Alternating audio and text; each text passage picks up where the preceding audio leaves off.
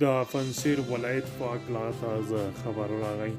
د طالبانو ویان ذبیح الله مجید آزاد څه وویل. پنچشير ولایت کله سقوط کوي؟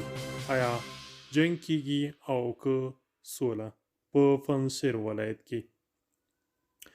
د پښتون وایس ډیرو قدرمنو لیدونکو السلام علیکم، وخت مو پخیر، ستړي مشئ. ستاسو پام راوړم تازه، مهم او لنډ خبرونو ته.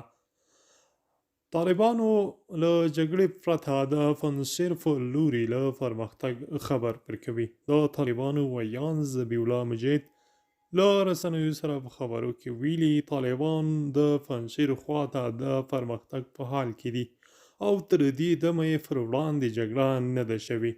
د نوموړي وینا ځواکونه د بدخشان، تخار او بغلان ولایت اندراب ولسوالۍ لارو د پنچشير خواته پرمختګ کړی او تر اوسه له کومې نښتې سره نه دي مخامخ شوي.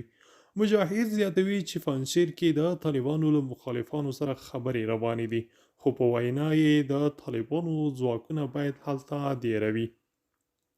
دا په داسې حال کې دی چې تېره ورځ د قطر کې د طالبانو د سیاسي دفتر بیان ډاکټر نعیم وردګ ویلي که چیرې پنچشير له سوله ییز ډول تسلیم نشي نو دوی به په وړاندې له نظامي ځواک څخه کار واخیستل شي. دا په داسې حال کې دی چې د پخواني ولسمشر لومړی مرستیال امان الله صالح پر خپل ټویټر پاڼه لیکلي چې طالبانو ته په اندراب کې تر درنې مرګ ژوبلې او اوښتو یوه ورځ وروسته دې ډلې خپل جنګیالي د پنچشير دروازې ته راټول کړي. صالح همداراز ویلي چې د سالنګ لویه لاره د دوی د کسانو لوري تړل شوې ده. بلخوا بیا عبدالله پنچشير ته تللی او کوښښ کوي چې جګړه ونه شي او د پنچشير مسله په سوله ییز ډول حل شي.